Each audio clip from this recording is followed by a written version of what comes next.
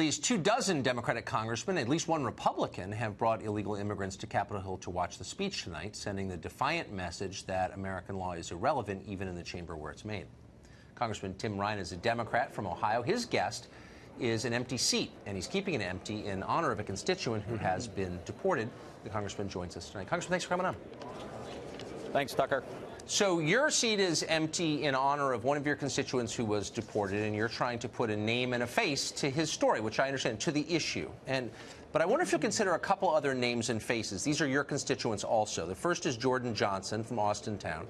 He died in November of an OD. He was 27. He was a member of the Laborers Union in Youngstown, Local 125. He went to Fitch High School. He leaves behind his parents, 3 brothers, a sister, and a grandmother. Randy Steeler of Youngstown died in April. He was 55. He played guitar, rode his Harley. He spent 30 years as a truck driver. He was a Steelers fan. Those are names and faces, and I wonder why you're not keeping a seat open to honor them.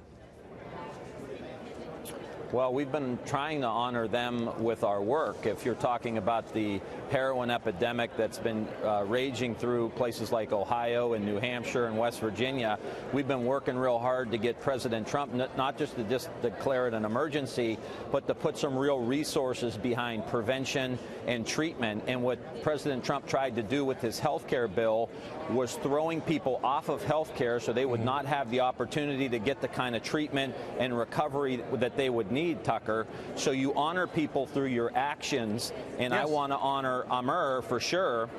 But there's Teamsters who aren't getting their pensions. Their pension's going to get cut in half. I want to honor them too. There's coal miners who have lost their pension. I want to honor them too. Well, there's a lot of people and I think you should. I think you should to work on their behalf. I think you should, but you're not doing that tonight. Symbolically, and I agree with you, of course, honoring someone is much more than leaving a seat open. But that's what you're choosing to do tonight.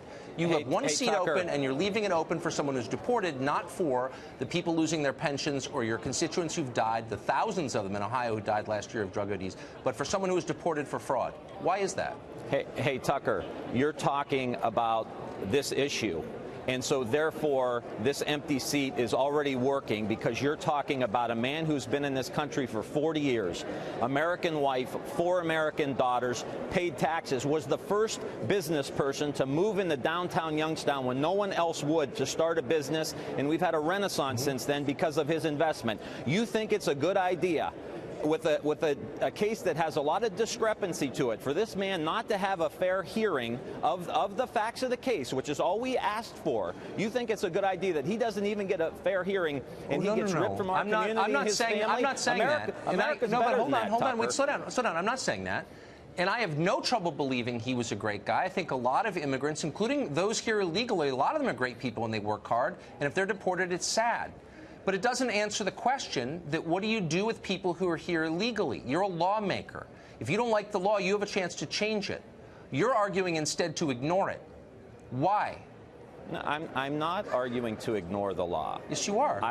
In this particular case, I was asking for this man to have a fair hearing of evidence in his case that nobody has heard, that would allow him to assimilate into the country. Yes. And this issue we're dealing with DACA and with the Dreamers was not an issue until President Trump made it an issue. And let me just say one thing, Tucker. This is not an either-or. I am for border security. I am for making sure we have enough border patrol to make sure drugs don't get in our country. I'm for throwing felons the hell out of the country.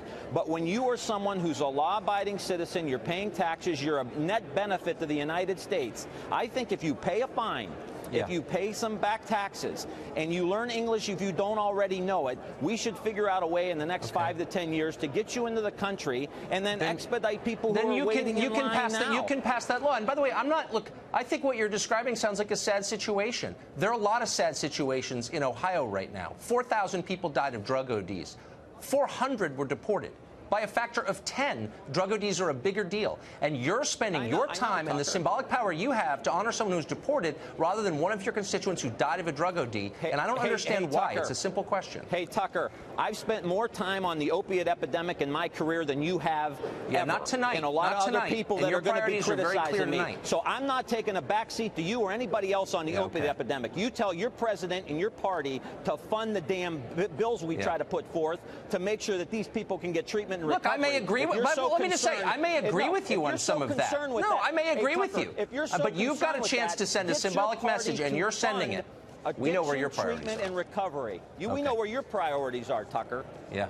Do something about it. Use your. I am. Don't forget to click subscribe. It's almost as satisfying as skip ad.